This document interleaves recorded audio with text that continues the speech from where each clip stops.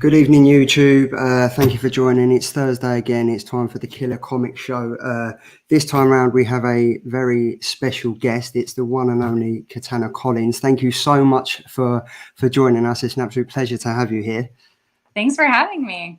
It ties in perfectly well because obviously issue 6 of Batman White Knight Presents Harley Quinn come out today. So that's the end of that. So the stars have aligned for us to do this interview at the perfect time. But I think if we just probably jump straight into it. So obviously you're probably better known as being an erotic writer to most people, considering that you're like an Amazon bestseller and stuff like that. So was it a massive change of direction doing that and then coming on to do a DC comic? It was definitely a shift. I mean, the process of writing prose is a much longer process in terms of my part in the book, but writing a comic took me less time. But the process is still long because you have to wait for the art to come out. Very different shift in audience, obviously. And so in some ways it was a massive shift, but also in other ways, a good story is a good story. I mean, did you ever imagine that one day you would be going from writing erotic novels to working and doing artwork, 1 with your husband, 2 with a very close friend of yours, and 3 doing it for one of the most popular DC comic book characters out there and also one of the biggest comic book publishers out there as well? Yeah, it's pretty wild to think about that shift and how it happened. But also it progressed so naturally that it felt really organic. The collaboration between the 3 of us, and I would even say like 4, 5, 6 of us, including Maggie, our editor, and our colorist, and the letterer.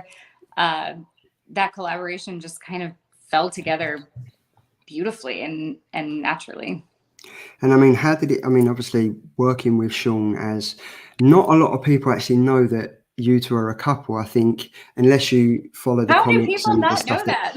I know, it's quite surreal. But I mean, obviously, getting into the world of Batman White Knight Presents, I assume it was pretty easy considering Sean had massive success with the 3 series that he's done so far. So was it a pretty easy for you to kind of absorb that world that you was getting into? Oh yeah, absolutely. I mean, I was already very much in that world, and even though I wasn't on the creative team for any of the other books earlier in the White Knight universe, I was certainly privy to early drafts and the artwork, and I had little input here and there if there was like especially a characterization or a dialogue tweak, I think would be better. So yeah, I definitely was already immersed in that world and knew it really well. Yeah, I mean, I think when I first started Geeky Guy Comics in 2018, Batman White Knight was one of the first comics that I kind of posted on Instagram and I reviewed. So kind of I've been following it all the way through. So it's great to finally do like a full circle and come to the end of it and like talking to yourself. I think one of the things, everyone knows the backstory of Harley and Joker, like she was his psychiatrist and stuff like that. But with the White Knight, it gives a new twist on the whole concept and the origin of it. I mean, I think going all the way back to issue 1, you started by saying, no, Harley was a go-go dancer putting herself through medical school. How did you decide to take that role with it and think, right, I'm not going to go with the traditional, what everyone knows about, we're going to go down this route?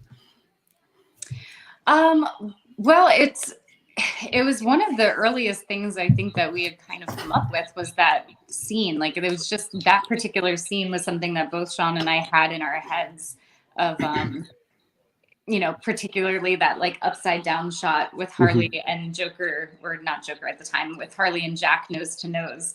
And it's always really important in comics, especially where there's so many worlds and so many universes and so many of not the same story, but so many versions of the same character that's out there, to find your particular spin. And because I come from this background of romance, it felt very natural for that to be what we kind of put the focus on of their meeting and their progression in their relationship and so on and so forth.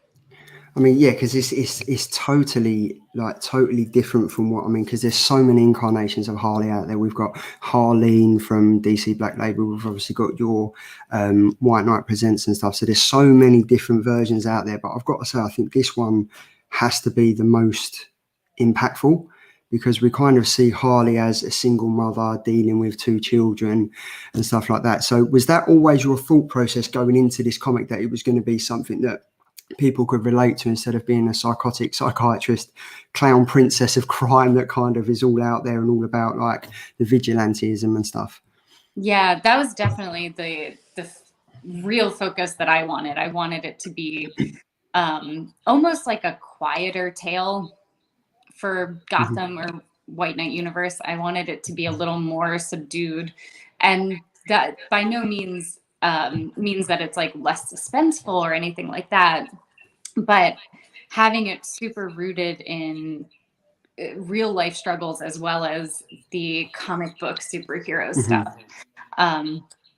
One of the reasons I also really wanted to write Harley Quinn in Sean's particular universe is the fact that she's this mother. And when I saw what he had done with her character for the first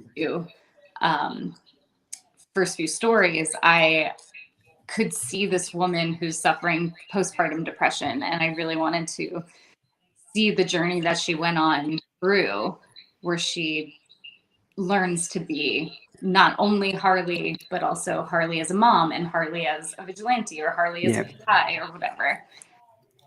But no, I think we was treated like straight off the bat from issue 1, we knew what we was kind of getting into. But then issue 2, you kind of treated us even more to not just one Harley, but you introduced 2 Harleys. It was kind of, we had Harley Quinn and then we had the introduction of the Neo Joker as well. I mean, that must have been something great to do. I mean, obviously this is the second, it would have been the third Harley Quinn comic you'd done, because obviously you'd done Harley Quinn Black and White and Red. So that must have been great to do, to be able to put 2 Harley Quinns in the same comic at different aspects of their character. Yeah, we have Sean to thank for that one. He definitely created that dynamic of having these 2 Harleys in the same universe, which I personally loved. I love Neo. Yeah, I think it's a super cool dynamic. And even though they are in opposition with each other, there's still, I think, this like between the 2 of them, between the 2 Harleys, I think they kind of have a mutual respect for each other, even though they each would handle things completely differently. There's like, what are they, like a professional courtesy if you ever have one among Gotham villains. And that was one of my favorite scenes to write, especially with, as I'm sure most people know by now, that was like issue 2, with like Ivy coming into that storyline too, and being a surprise extra guest in that dynamic. That was great because obviously you kind of, as you mentioned, there's the mutual respect between the Neo Joker and Harley Quinn, but then throwing Poison Ivy into the mix, it was kind of like where all these emotions go in from Harley is Poison Ivy with the Neo Joker, so that was a great dynamic. And then obviously she pops up again in issue 5, which again throws it out there again. I think we can all agree that Harley and Jack's relationship is at the center of all these 6 issues, and it has been from the start. Coming into this like established comic world, was there something specifically that you wanted to like make your stamp on this Harley Quinn? Well, I kind of touched on it a little earlier. I really wanted to have the relationship with her children at the forefront. And I think that is a struggle that so many new parents face, of trying to not lose their own identity when they become mom or dad or parent. And yeah, that was like the main thing I wanted to focus on. The other thing was just, I am a huge animal lover, as I'm sure most people know. I've seen, anything on my Instagram, my zoo of pets I have here at the house. So I really wanted the hyenas to be active characters, like characters who have motivation and intent with what they do as well, not just a prop on her side. Oh yeah, I mean, I think one of your videos you put on YouTube, your cat literally sits there for like 15 minutes while you was doing, I think it was the Google autocorrect conversation that you did, and you can just see the back of your cat just sitting there, not even moving. Normally I've got my cat that comes across the screen at some point, but she's in the other room, so that's not going to happen tonight. But it feels like the whole White Knight storyline, Harley's story, has become almost as important as Batman's. Was this planned, or was you as surprised as us as readers were that she became such a important character for Sean's Batman world? That's a good question. She was always an important part of the story. I think what kind of surprised Sean, and then me by proxy, was the fact that she remained important beyond the second. Like, I think at first he had kind of planned for her to just be in the first story and then maybe a little bit in the second one, and then she just kind of grew, and it was like, well, she should be having his babies, obviously. And then I don't know if he ever imagined that a spin-off with Harley would have happened. I think that's really where we were both kind of shocked that this was a thing that DC wanted, and that it actually came to fruition. I pitched multiple stories to DC, and this is the first pitch that ever got picked up by them, so that was really exciting. So I think, and then I know I don't want to spoil anything, but he's working on the next White Knight book, and figuring out what Harley is to that story is really interesting to watch unfold in the background here. Yeah, that sounds amazing, because obviously the way that that's ended, and it's coming to Harley Quinn now, and then now this has ended, I think everyone's at a loss of kind of like, what's going to happen now? How is it going to portray and stuff like that? I've got a question from the chat from a good friend of mine, Ben, who's a massive Harley Quinn fan as well. And he said, Harley Quinn has evolved a lot as a character, and personally, I think for the better in terms of female representation. What other comic characters could do with evolving in that way they are portrayed? Ooh, that is a good question. Let's just put you on the spot. I know. I think that, and I will preface this with, I read comics, but I am not nearly as well read as probably many of you out there listening. And while this is not a book, I think that the Birds of Prey, well, it is a book, obviously, but the Birds of Prey portrayal and kind of the female camaraderie that we saw in that movie and in that book, I think is a really nice step in a cool direction. Like, one of my favorite moments is that the scene where one of the girls like needs a hair tie, and Harley Quinn throws her a hair tie. So it was just like, yes, thank you. Women put their hair up. I mean, did you see the film? Did you see the film Birds of Prey? I did. Yeah. Did you think it was a true representation of how they would actually be, or do you think it was a Harley Quinn movie with the offcast of the Birds of Prey? Because I think the way that they set the whole thing out, the premise of it was a Harley Quinn movie at the end of the day. It was a Harley Quinn movie. But I think what it does very well is the setup that maybe the next story will not just be the Harley Quinn show. Like, I think it sets up the team really well. And I think Black Canary is another character that I like the direction that most of her stories are going in recent books and media. Trying to think what else. I mean, this is not a character that has been like, needs to evolve. It's not been around long, but I freaking love everything in Saga. Like, that, to me, that book has done a lot to evolve in comics in general, and representation as a general in comics. I mean, I think it's been a very popular comic, and I think one of the issues has got a woman breastfeeding on it. So exactly, that's like, that was again, the a exact string. Yeah, that's the one you was thinking of.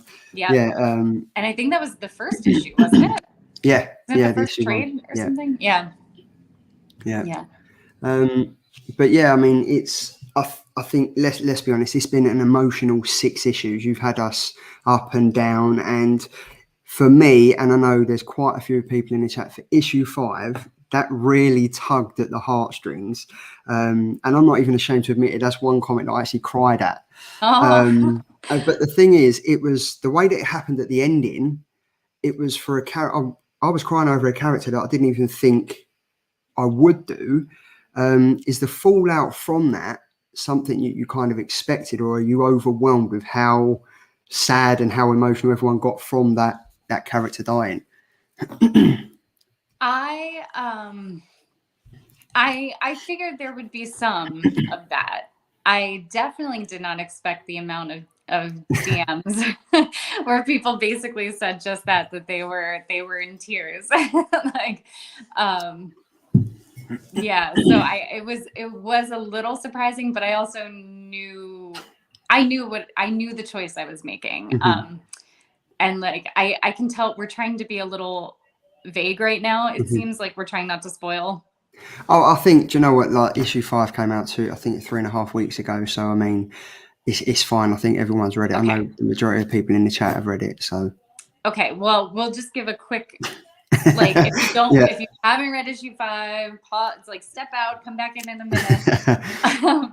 So it's Lou. It's her hyena who dies, and I remember early on in the process, as I was like just plotting out the different issues and the different story, I looked up at Sean and I was like, I'm about to do something so out of character for me. And he was like, what are you talking about?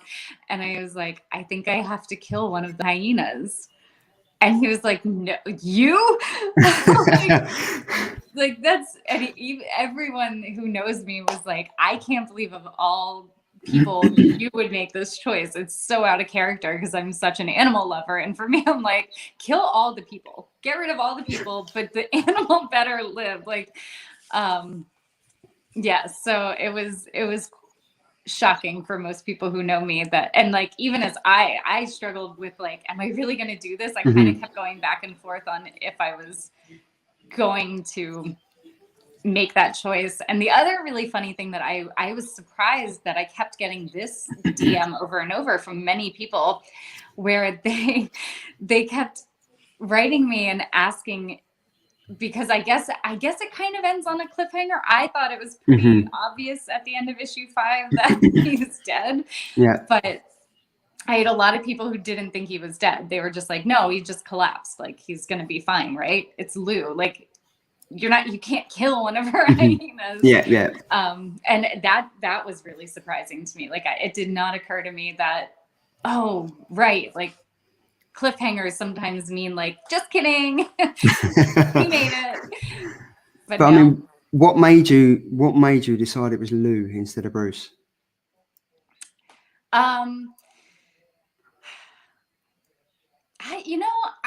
In terms of the two hyenas, it could have been either one. But I made the choice early on in the book. Like, so before, like, I started writing issue 1, I made the choice of which one it was going to be, so that throughout you can actually see little moments of foreshadowing or in earlier issues that Lou is going to die. Such as in, I think it's issue 2, the fight with Neo. Yeah. She's holding Lou captive and cuts him, and there's blood that runs down his collar. So it was already, I mean, to be able to, before you've even started that comic, to know that you're going to kill off one of the hyenas, that must have been, did Sean know from the start? Yeah. I'm the type of writer, I'm so like fascinated and impressed by writers and authors who can begin a story and not quite know the ending. Like those amazing writers who are what we call pantsers, like they are off the pants of how they write. Like, I am just so amazed by them because I have to know, like, I need to know what's going to happen in my story in each issue and each chapter.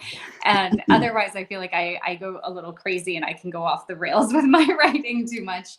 But I'm always so impressed with the people who don't need that and can just like let the story unfold naturally as they write. That's so amazing to me.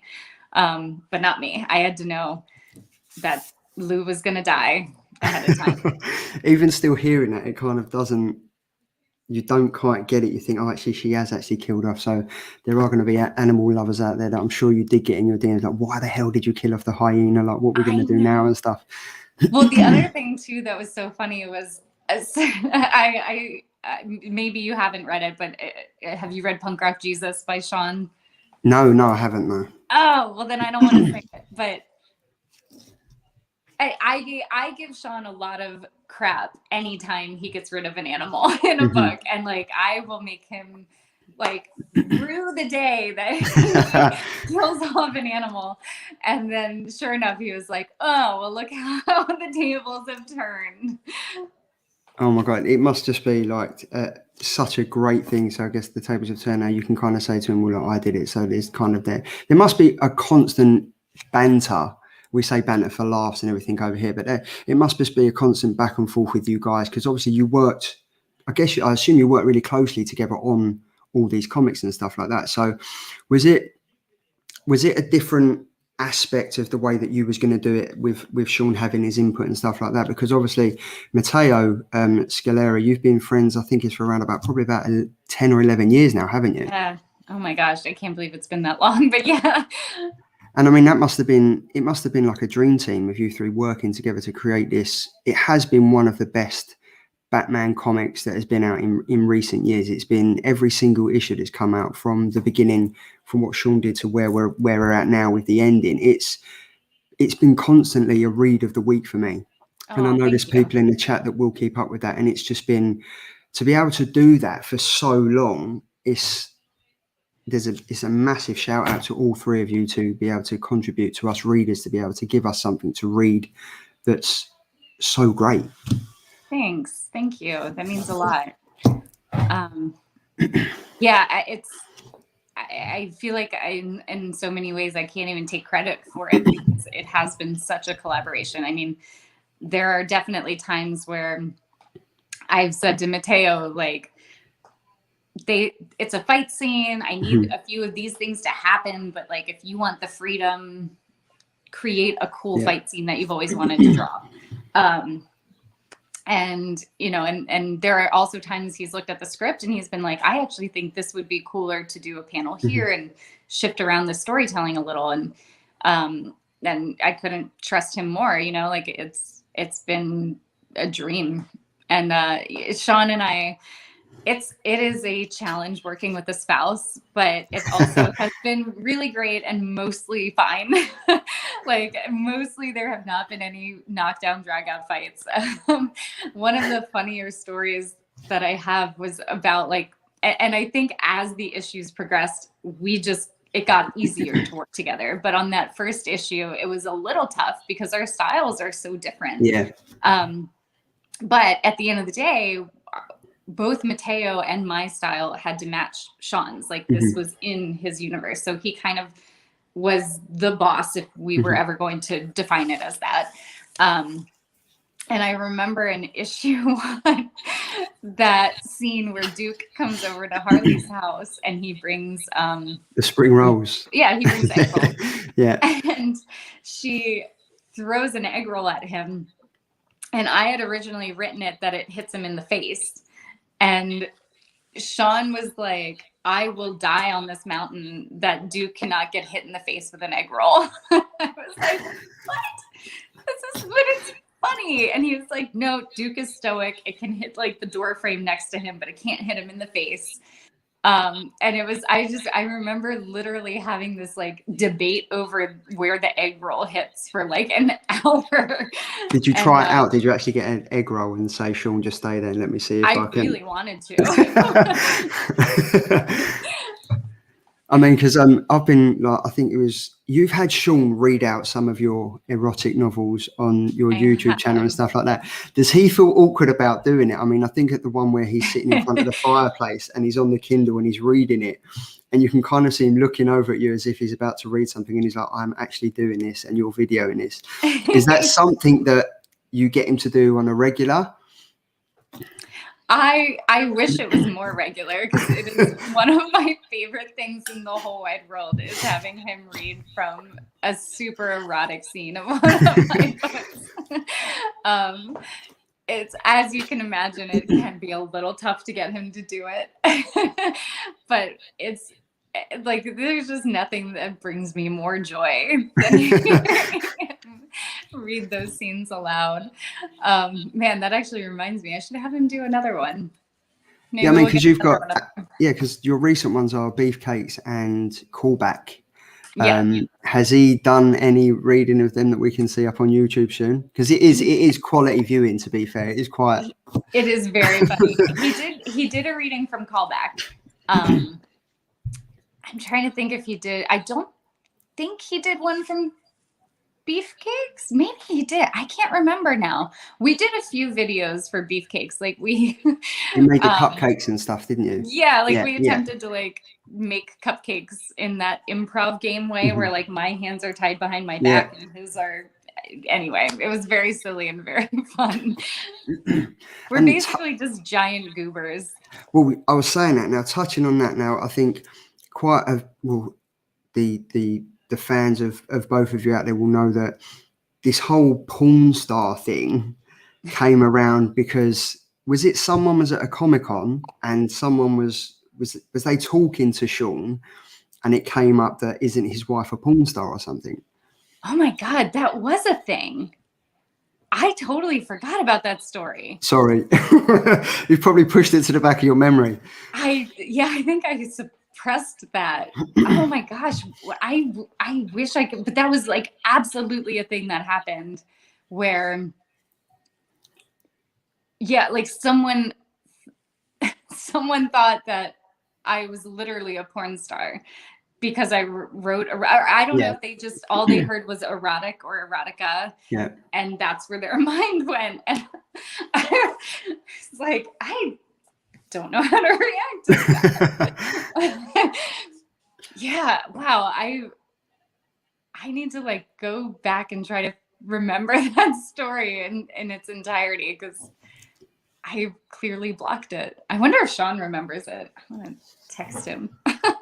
So I've dragged that out from the tombs of your backstories and stuff like that. So, but yeah, it just tied in so well because obviously we had Sean reading the erotic novels and stuff like that. Has he obviously he writes comics, fantastic comics and stuff like that, and you've got your own genre of things, and you're more known for the erotic novel side of things. Does he ever have an input in your novel side? No, I mean we'll discuss different projects we're each working on, and like especially if one of us has hit a snag in writing or plotting, like we will help each other and like talk through roadblocks and that kind of thing. So Beefcakes was actually one of my books that he helped kind of the creation of that plot, which is one of my favorite books to date that I've ever written. But it's a romantic comedy, and it's about a guy who is an ex-Mr. Universe who has to come back home to his hometown to help his mother run her bakery as she undergoes chemo treatments. And as he's delivering cupcakes to a bachelorette party, he gets mistaken as the stripper. And a video of him goes viral. And so he turns his mother's bakery into this kind of like bachelorette destination. Yeah, and names it Beefcakes because he and all his employees are like shirtless men. Yeah. I mean, they sound great, and I like my novels. I've read all the 50 Shades of Grey and stuff like that, and I really enjoyed them. I've read them, and my wife hasn't. But the Callback one really appealed, like because obviously it was about the acting and how she kind of gets reeled in, doesn't she? Yeah. back into that thing, and that's your most current one, isn't it? It's out at the moment. That one, that's a couple years old, but yeah, it's one of my more recent books. And it definitely kind of delves into the BDSM community and that world a little bit. And I used to be an actress, so that was sort of writing from not experience, like it's not writing from experience, but in terms of kind of understanding audition processes and like being in a film and what that means, that's where the experience comes in. Yeah. Yeah, so like Sean helped with Beefcakes. I meant to say, like, he helped come up with that plot because it was like so zany and fun. Yeah. And has it helped writing romance novels to make the transition over to comics and have that relationship between Harley Quinn, the Joker, Batman, her family, Duke as well? They're all kind of in the same. They've all got a really close-knit community sense of relationship between them all. Did it help being able to do that as a norm for you in your novels that you write to take it over to the comic book form? Yeah, I think the way my brain works, I think having a few very different projects going at once is really good for me. That having like that in the morning, I can write a chapter book, like prose, and then after lunch, I can shift gears and sort of completely switch my brain to something else, maybe write as I normally would have gotten a little bit of writer's block or whatever. Like it can help having two extremely different projects. And that kind of is what comics was for me. Like it was such a brain shift. Even if I was writing a second book, I think I still would have had trouble writing two in one day. But with comics, I can write a comic book in the afternoon, and I can write a romance novel in the morning, and I'm twice as productive by doing that. I mean, I'm just looking at one of the comments in the chat, and obviously, I've said I've read the 50 Shades of Grey, and one of my friends has said I've gone 50 Shades of Red right now. So that's fine. I go red on a regular basis when I'm doing like these interviews and stuff like that. One of the guys has, again, it's Ben, the attention seeking geek, who's a massive Harley Quinn fan. He has put the relationship between Batman and Harley has grown in new ways in recent years, not only in the Murphyverse, I like that, but also the main comics and their animated series too. Where do you see this going?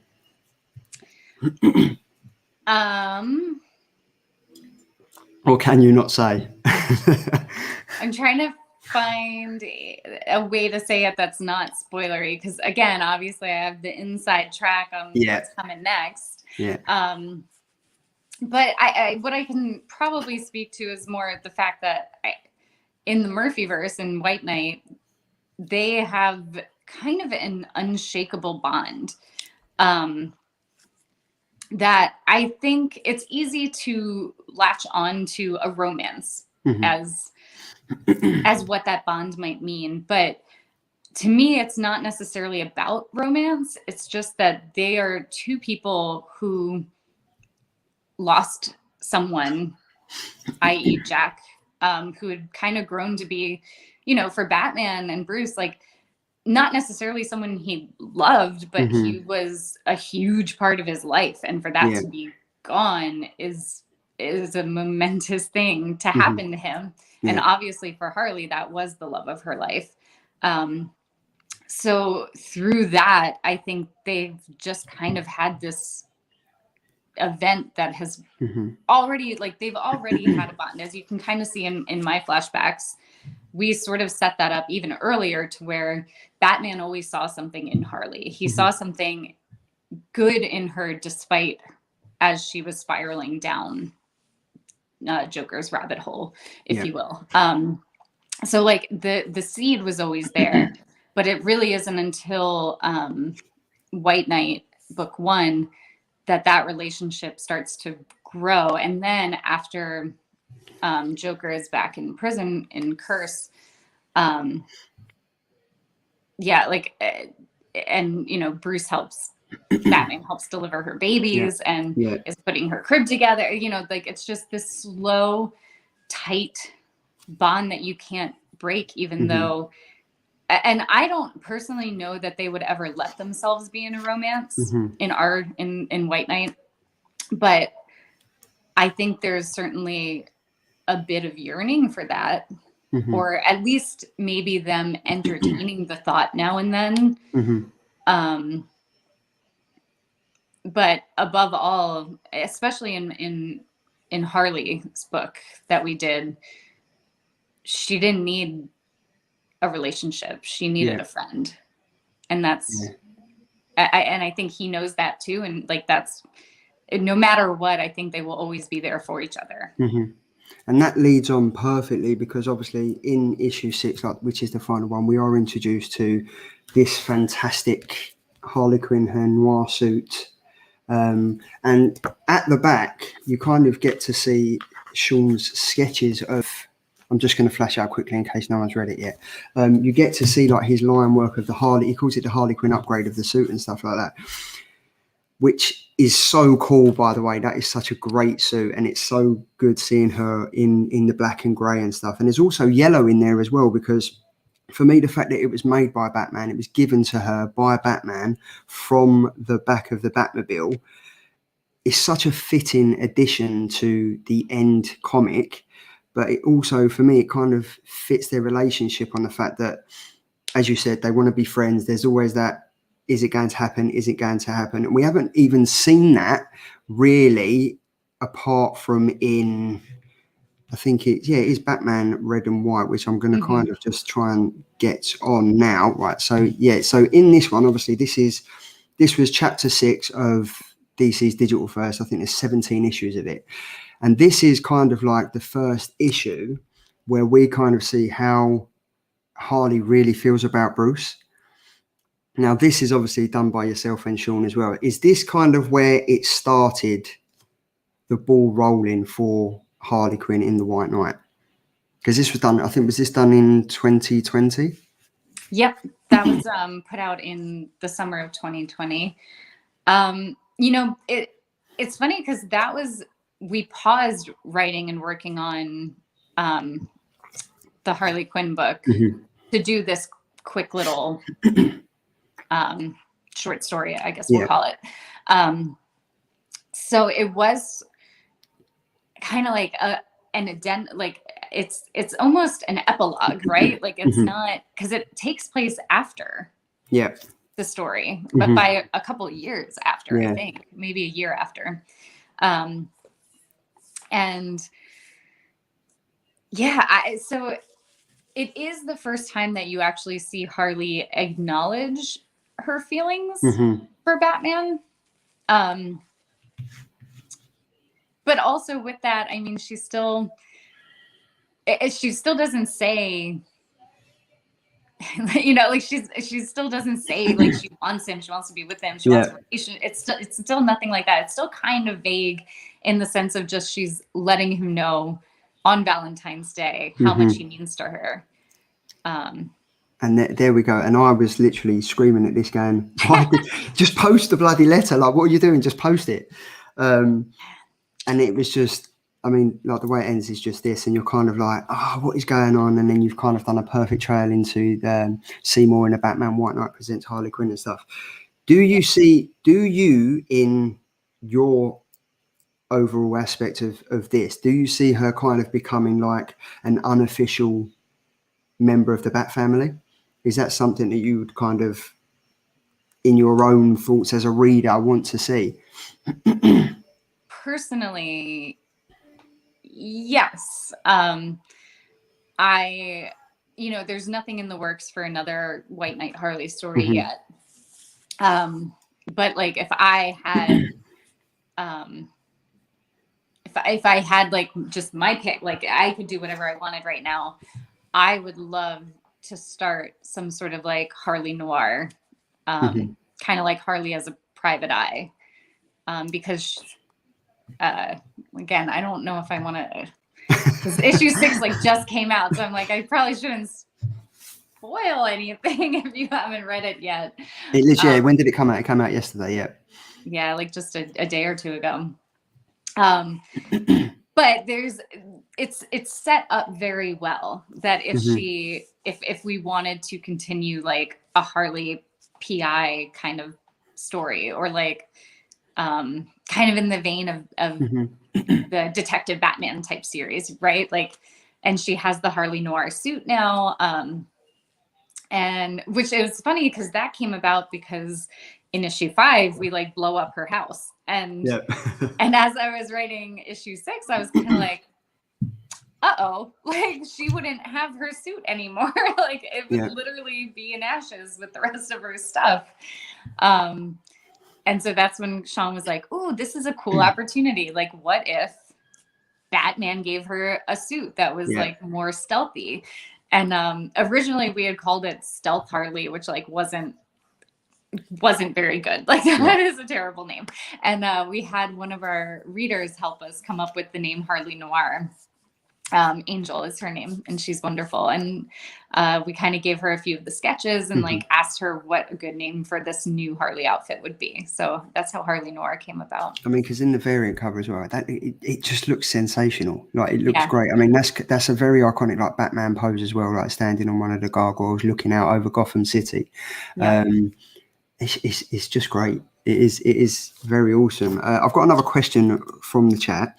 It Okay. says, do you feel that with the success of White Knight Presents Harley Quinn, that an animated adaptation of White Knight universe will occur? And if it does, will you contribute to it? I guess you'd be pretty Oh, okay with that because you've got like your acting background and stuff like that. So oh my gosh, I would love that. I would love to see any sort of adaptation come alive mhm. in the White Knight universe. But yeah, an animated show or movie, it'd be awesome.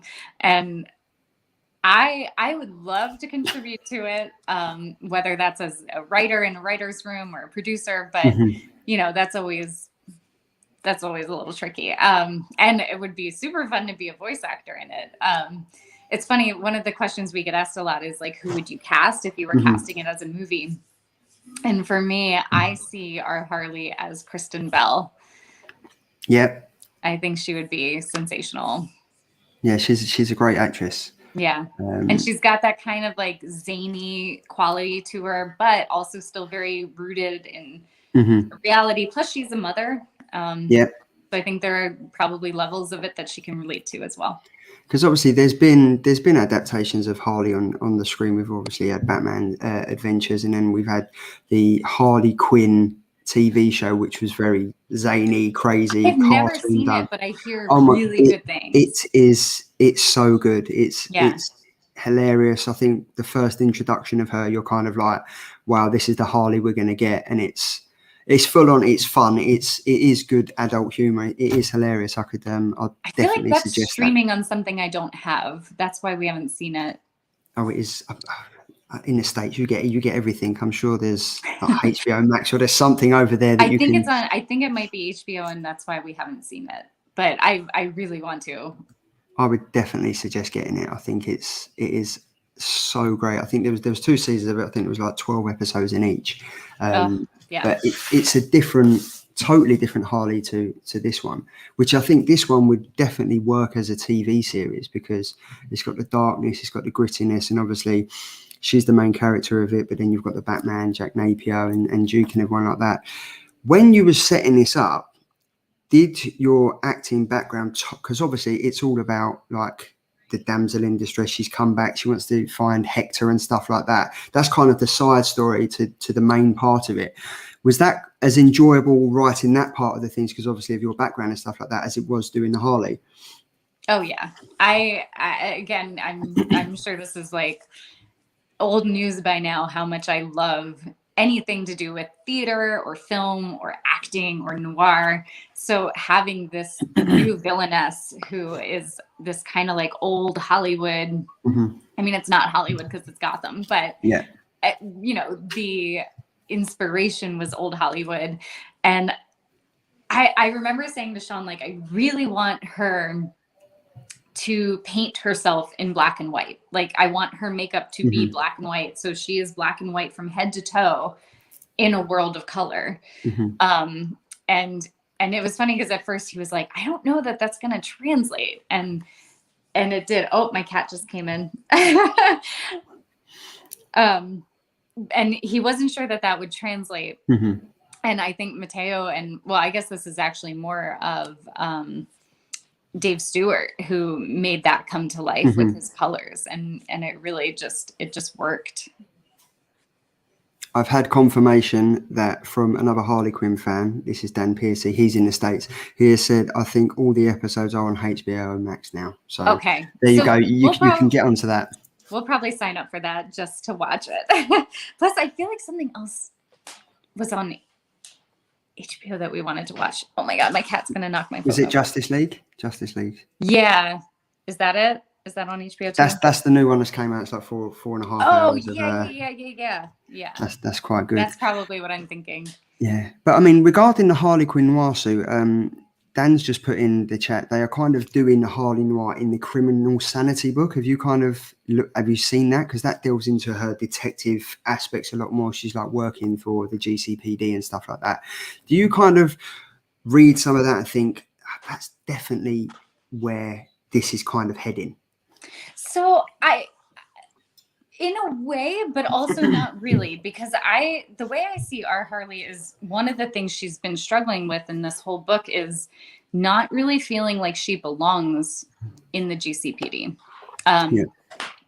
And I guess that's why, like, I feel that being true to herself is maybe not being a vigilante per se, but being like a PI. Yeah. Like being someone who doesn't work within the confines of, in Sean's world, it's the GTO, but who is still working on the right side of the law, trying to find justice, but she's not good with having a boss.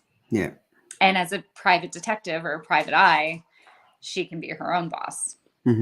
Because I think in this she works for, she kind of moonlights for the GTO, doesn't she? She's kind of like, yes, we see it in issue 6. She kind of wants to do it to be the mother and get a stable, like a stable job where she knows it's going to be okay and everything like that. And then there's obviously that flip side of her where she's never going to be able to get out of it. She is Harley Quinn as we know her. So it's kind of like that good versus evil. Exactly. I think that's always going to be the two sides of Harley Quinn, I guess. Yeah, and what I love in having kind of Poison Ivy be the one to come back and help her through that, and one of the things, as we talked about, that she's struggling with is like, who am I now that I'm also this mother, and I'm also an ex-villain, and now I'm kind of working for the GCPD, and like she just doesn't know how to manage all these facets of herself, and Poison Ivy comes in and is basically like, you compartmentalizing those parts of yourself is what tears you apart. It's what tore Batman apart. It's what tore Jack and Joker apart.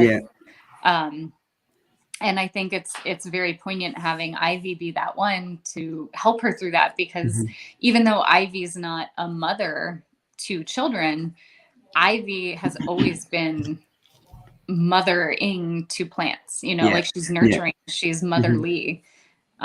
So to kind of get that lesson from someone who's also been in our world, Ivy and Harley have a history and a long past and a love for each other too. But it is, I think Harley almost looks up to Ivy for that confirmation of, am I doing things right? Because I mean, throughout different comics and also in the animated TV series as well, she's kind of like, am I doing the right thing? Does Jack really love me? Does the Joker? Am I just his bit on the side and stuff? So she's kind of Poison Ivy, I think, without even knowing it. Obviously, there's always that love interest. Do they love each other? Are they friends? It's very similar to Batman. It's kind of, are they ever going to go there or not? But yeah, she's very motherly to also her plants, but she's also motherly to Harley Quinn. And there's the cat. There's the famous. What is the cat's name? Pino. Pino. She's super mean though, and I'm afraid she's going to attack me. Like, she's really a not nice cat.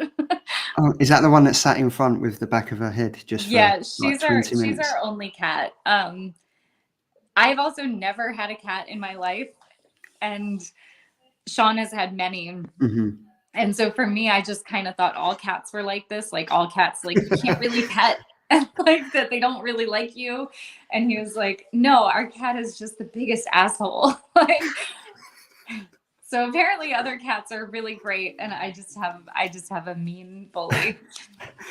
Now, I'm just going to touch on issue 6 quickly. It's just going to be, if you haven't read it, but this is the first page of issue 6. And this, I've got to say, this was fantastic, because this is kind of like an unseen part of the story that everyone knows about, with like the Robin and the Joker and stuff like that.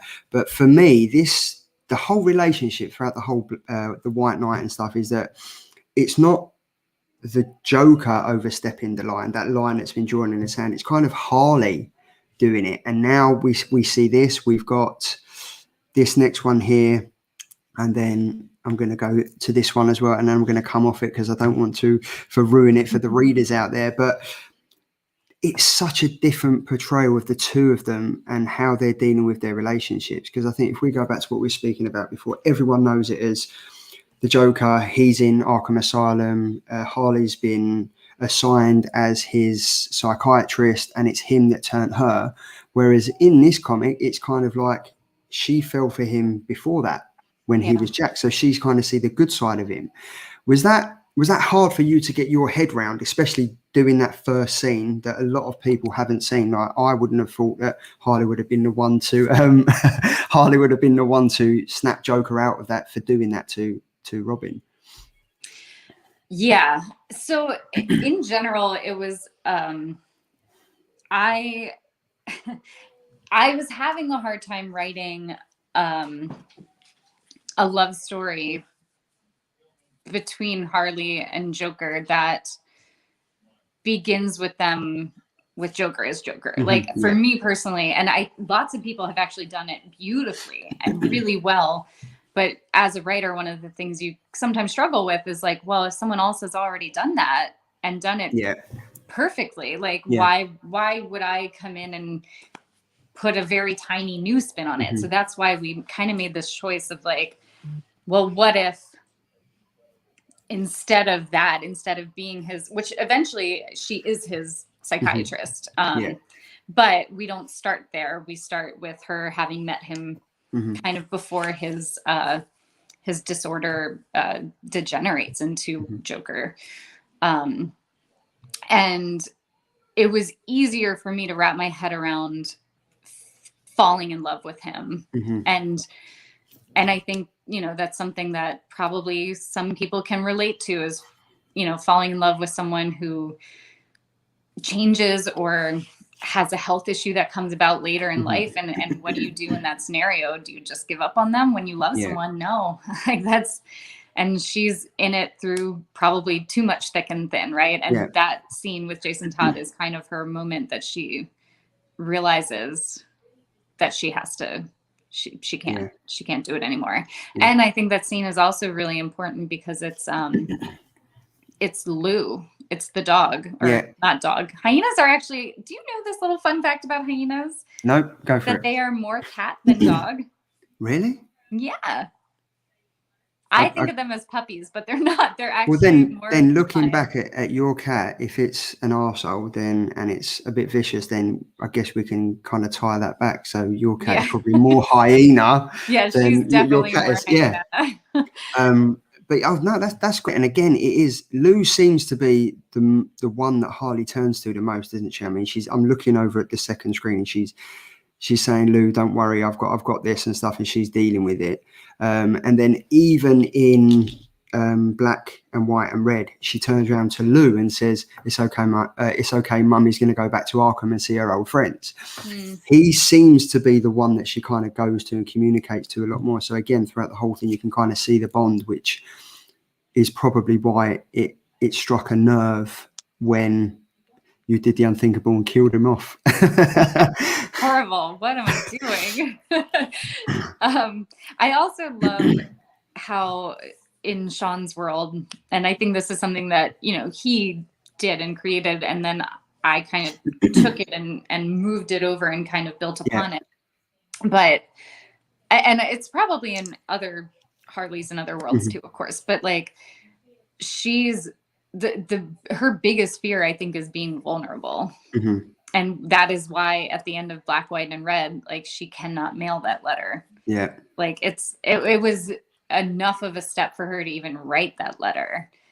And the thought of putting her heart out there like that is just too much for her. And I also think that ties into this whole journey of parenthood for her, because what's the most vulnerable thing in the world but to have your children out there in a way that you're like literally wearing a piece of you out in the world, that they could get harmed or hurt at any moment. And it's got to be terrifying.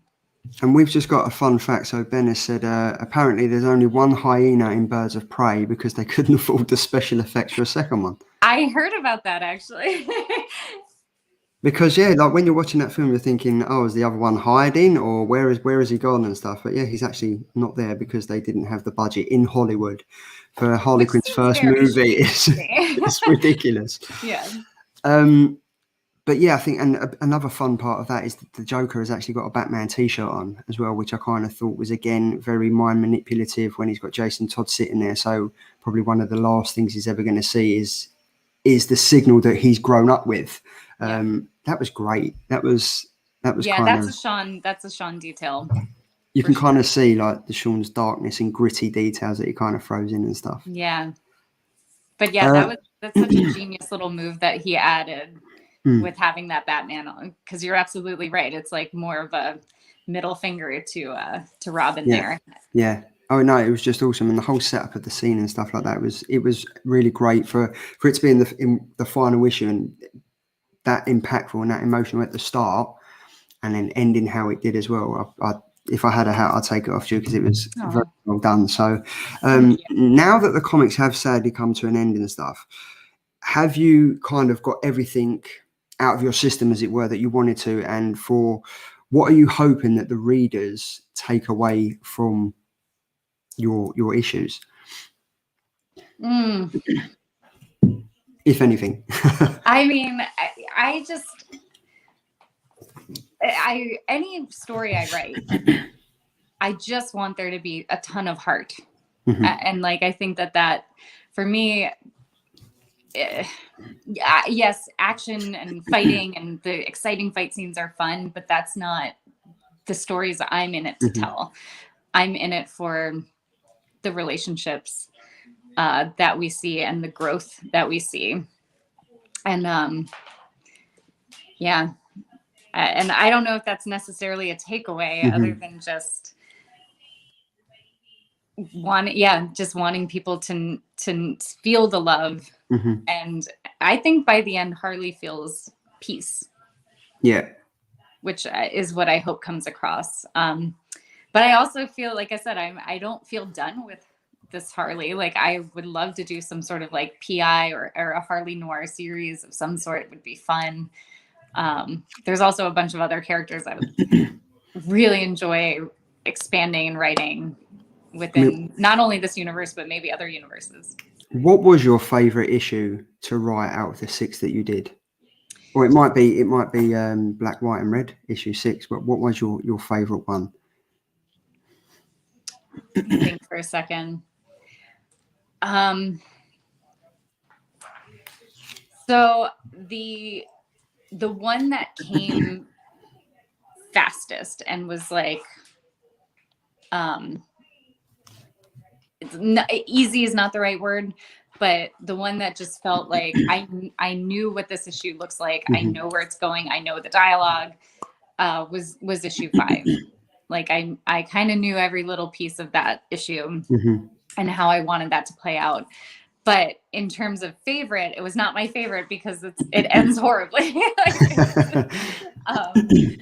So in the one that I think was the most fun was, I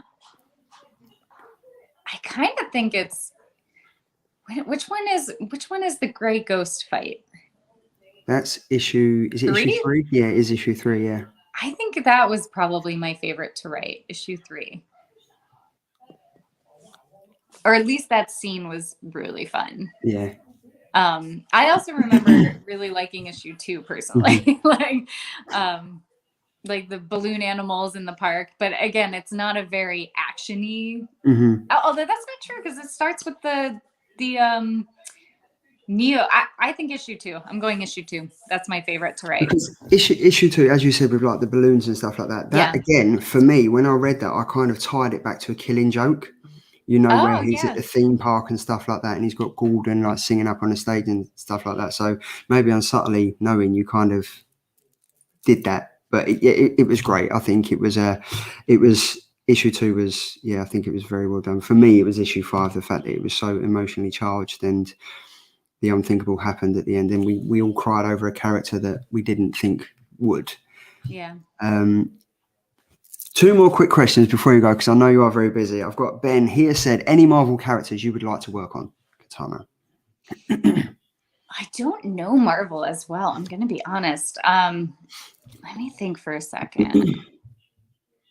What have we got over in Marvel? We've got.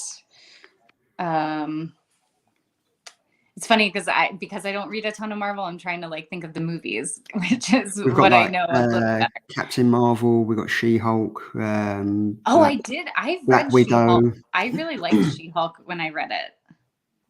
That's a good one. Captain Marvel is super cool, obviously. Oh, I mean, I feel like everyone's on board with like Wanda right now. Mhm. Like everyone wants to like write or read a Scarlet Witch book. Yeah. That would be super fun. Trying to think of any of the X-Men.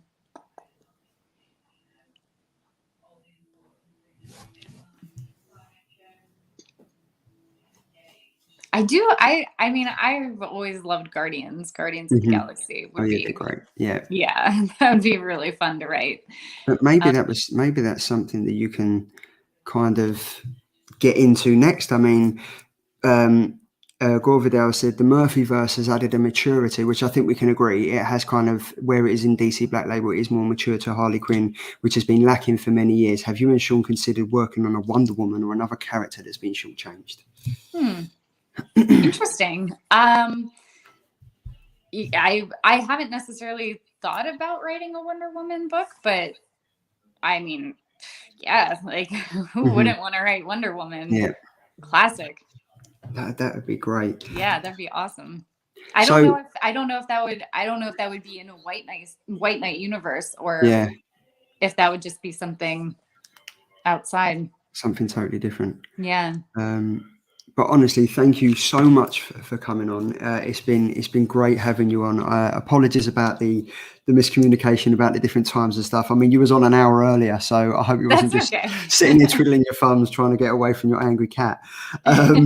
What has been the highlight of your career so far? Because obviously this is if we can class it as your second comic run, other than the short story that you did. Is there more to come from Katana Collins in comics? I hope there is. I hope so. Okay. There's some stuff we're working on. Oh, that's great. And is it the dream trio of yourself, Sean, and Matteo? Can you say, or can you not? I don't think I can say. I don't think I can say. Okay. But I think I'll speak for everyone that we've really enjoyed having you on. It's been an absolute pleasure. And I look forward to more of your stuff coming out. It's been great. And I think you've definitely made a name for yourself in the comic scene. And I think, Sean better watch out. I think he's it's not just not the novels he's got to worry about now. I think he's got you're kind of after with the Batman Presents universe that he started. So congratulations for that. Thank you so much. I really appreciate it. Thank you everyone for showing up tonight and for reading and being so supportive. No, it's been great. Yeah, you are. No, but thank you very much. And I look forward to everything that you've got coming up over the this year and whatever else holds for you. Awesome. Thank you. Thank you so much, Katana. Thank you very much. Bye-bye.